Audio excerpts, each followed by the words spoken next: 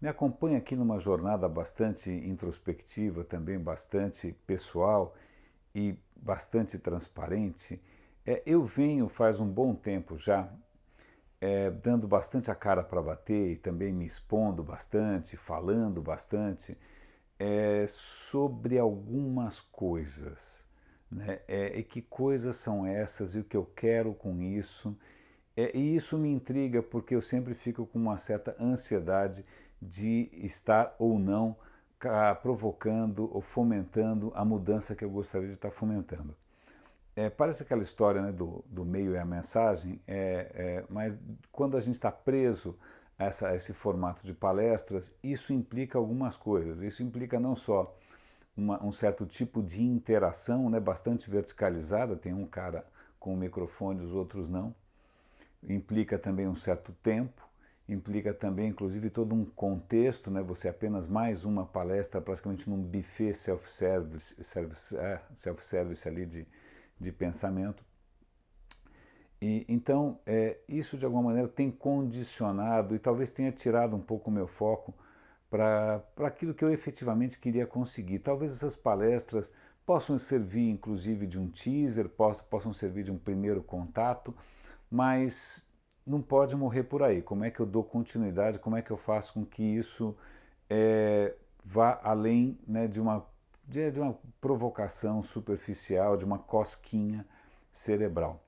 E eu estou gravando esse vídeo justamente como um exercício para mim mesmo, para ver se as ideias se articulam na minha própria cabeça, se eu mesmo sou capaz de contar uma história que faça sentido. Vamos ver.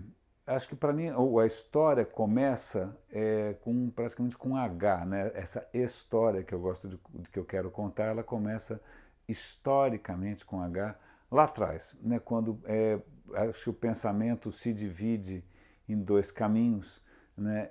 Um caminho que é esse caminho que eu acho que é o caminho que venceu, né? Quem fez aqui engenharia ou quem fez aqui exatas é um herdeiro disso, que é aquele caminho platônico, né? De verdades universais, dessas verdades que são atemporais, que são perenes, que são universais, é a beleza da matemática, é a beleza da geometria euclidiana, essa capacidade de abstração e de você trabalhar num mundo das ideias. As ideias são eternas, um mundo por si só, esse mundo que nos cerca aqui, o mundo que o Platão chamava de sublunar, abaixo da Lua, é um mundo de decadência, complicação, chateação e tal. O ideal é a gente sempre trabalhar no ideal. Tá vendo até a própria expressão trai um pouco essa herança. O que acontece é que havia outras maneiras de pensar surgindo ali e que estavam muito ligadas à noção de mudança, mudança transparente, de uma certa fluidez das coisas. Então você tem vários pensadores, como você pega o Heráclito, que veio com aquela história de que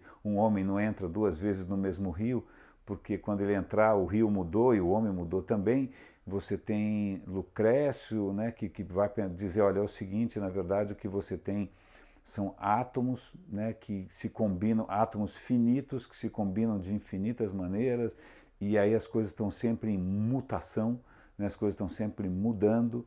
Então você tem aqui um certo pensamento da mudança, da transformação contínua, filósofos que vão dizer que o mundo é água, que o mundo é fogo, e você tem uma corrente que acaba, né, se preponderando, que é essa corrente platônica, depois aristotélica, antes disso socrática, que é uma questão do mundo ideal.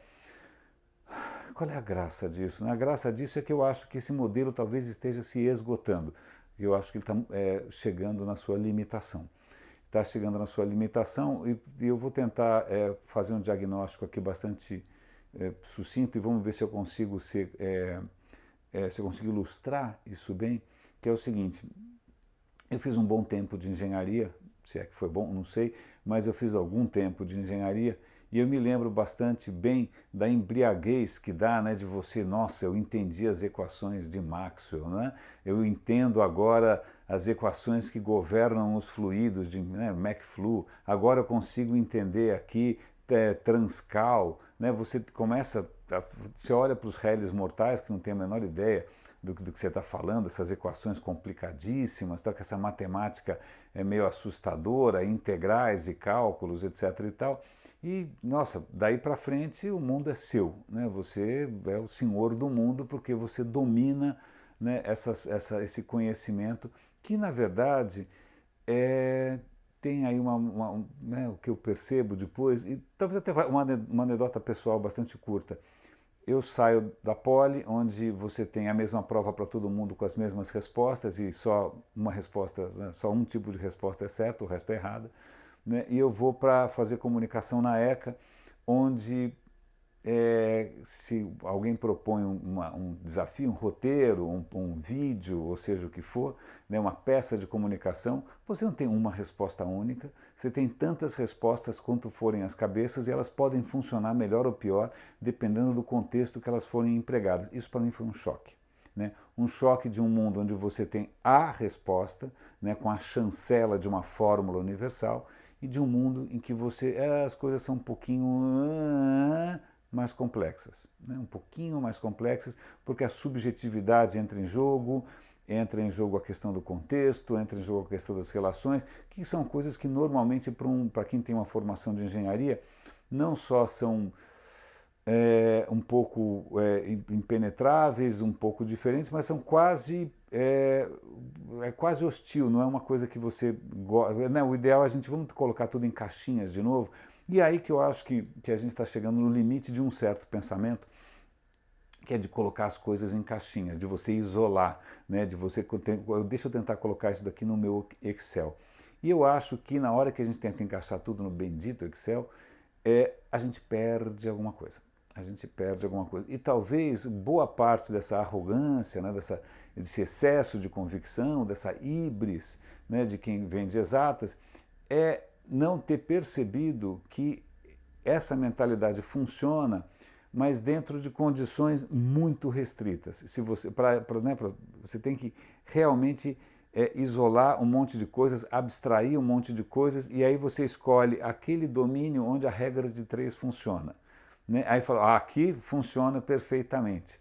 Né? Aqui funciona, legal, porque eu isolei, tirei tudo aquilo que era ruído, tudo aquilo que atrapalha, e aqui eu domino. Mas, na verdade, a quantidade de problemas, né, que você consegue resolver assim, mesmo que você consiga resolver de maneira bastante poderosa, né, bastante impressionante, é um tipo muito específico de problema e absolutamente excepcional. Né? Os problemas que existem por aí são cabeludos, são enroscados, são enrolados, você não consegue isolar. Né? Então a gente se acostumou, Revolução Industrial, o Diabo 4, tal, mesmo com essa questão da programação, do DTI, etc. e tal, de tentar encaixar as coisas todas dentro de alguma coisa que você consiga programar, que você consiga transformar num algoritmo, que você consiga trabalhar em escala sempre da mesma maneira. E aí, nossa, esse mundo funciona super bem. Mas isso eu acho que é ilusório.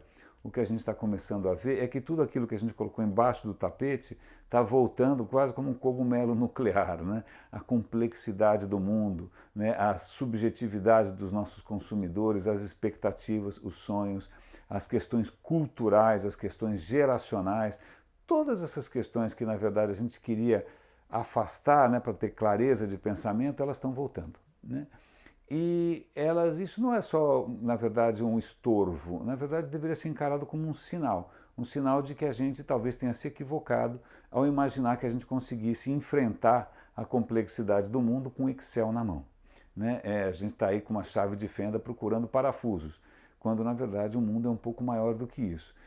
E aí vem à tona, né, uma série de outros saberes, de outras perspectivas, de outros questionamentos que eu acho que podem enriquecer bastante a maneira como a gente pensa, a maneira como a gente age, o que a gente pode esperar, o que pode inclusive nos tornar menos surdos, né? Menos surdos, né? A gente começar a perceber as entrelinhas, o que está sendo dito, quem está dizendo o quê, quando está dizendo isso. As mensagens estão por aí o tempo todo e a gente insiste em ignorar. Né? Só que isso não está funcionando mais, ou pelo que você perceber, quem está escutando melhor o que está acontecendo, quem é capaz de dialogar melhor com essa multiplicidade, está bombando, está indo melhor, né? Está crescendo, as pessoas estão adotando. Isso, os sinais são claros. É lógico que a gente pode continuar surdo, né? Esperar aposentadoria, mas eu acho que não vai dar tempo. Né? Então, tem um desafio aqui que é o seguinte: a referência que eu encontrei, ou que eu tenho encontrado nas minhas leituras por aí e tal, ela combina duas coisas. Primeiro, a questão evolutiva, a questão de Darwin, que na verdade é uma tentativa de entender como a natureza opera, e o que é estupidamente interessante nessa questão da natureza é que ela é estupidamente poderosa, né? Não tem nenhum pensamento, nenhum grande cérebro. O princípio da seleção natural é absolutamente simples. São erros que, na verdade, acabam funcionando como experimentações. Alguns experimentos dão mais certo que os outros, os experimentos que dão mais certo que os outros preponderam, né? O DNA da natureza é esse, né? E é um DNA muito simples, tanto que você não tem por trás disso uma inteligência monstruosa. Não, é simplesmente uma maneira de operar, né? Ao mesmo tempo, o que também tem me trazido bastante luz, e que eu estou tentando costurar aqui, é a questão da complexidade da teoria do caos, que tem os piores nomes do mundo, né? Como é que você vai propor que a solução é a teoria do caos? Porque você parece que você está propondo mais bagunça.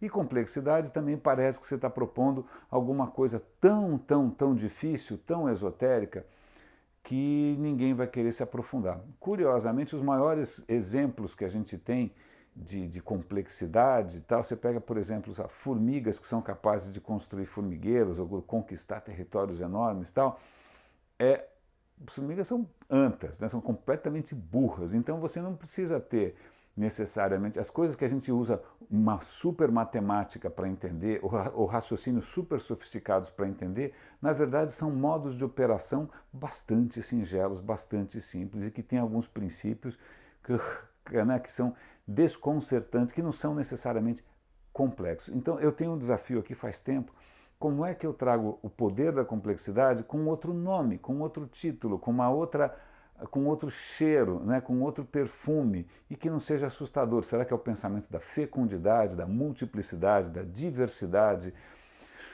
É um desafio para mim, eu vou tentar traduzir isso, já chego lá.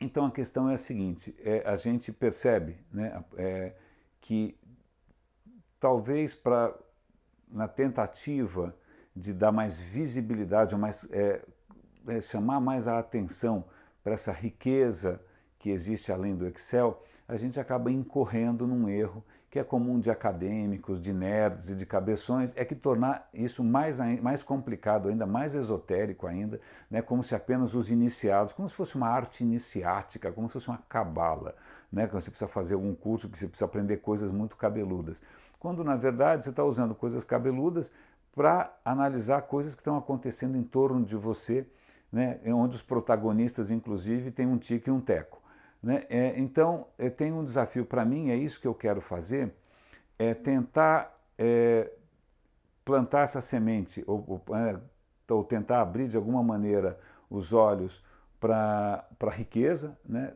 e para o potencial fecundo dessa nova visão, sem que isso se torne alguma coisa esotérica, mística, transcendental. Não, simplesmente da maneira mais pragmática, de uma maneira inclusive acionável, que a gente possa começar a experimentar, sem fórmulas, né, e que talvez tenham aí um certo desconforto, que é sair da zona de conforto, que é descer do salto alto, que é simplesmente pensar não como tecnólogos ou como engenheiros, mas sim como cientistas. E tem uma diferença aí que é a seguinte: pelo menos é a minha percepção, tecnólogos e engenheiros em geral, eles têm muitas certezas, porque eles aprenderam fórmulas e eles aprenderam, né, modelos, etc. e tal. Cientistas têm uma questão interessante, porque o cientista parte do pressuposto que tudo que ele sabe é provisório, né, e que todo cientista é louco para encontrar algum tipo de sintoma, ele está sempre escutando para ver se vem algum sinal diferente do que ele previu. Porque se de repente vem alguma coisa diferente do que ele previu, é sinal de que o modelo dele merece melhorar, precisa evoluir. Então, essa mentalidade não só de abertura, né, mas também de exploração, né, de descoberta de novos caminhos, e também de não ficar sentado em cima, né, dos próprios louros, é quase uma coisa infantil, né, de descoberta, de fascínio por aquilo que é diferente. Eu acho que é isso que eu quero resgatar. E talvez eu um formato melhor, ok, lógico, uma introdução a gente pode fazer uma palestra, mas de repente transformar isso talvez num workshop, num formato um pouquinho mais conversacional, num formato um pouco mais interativo, num formato inclusive um pouco mais aberto, para que a gente junto consiga criar, né, um outro contexto, um outro cenário, né, outras dinâmicas, outros ecossistemas, né, que de repente façam mais jus à riqueza que é esse mundo cada dia mais complexo. Fez sentido? Eu acho que merece uma conversa. Eu vou adorar.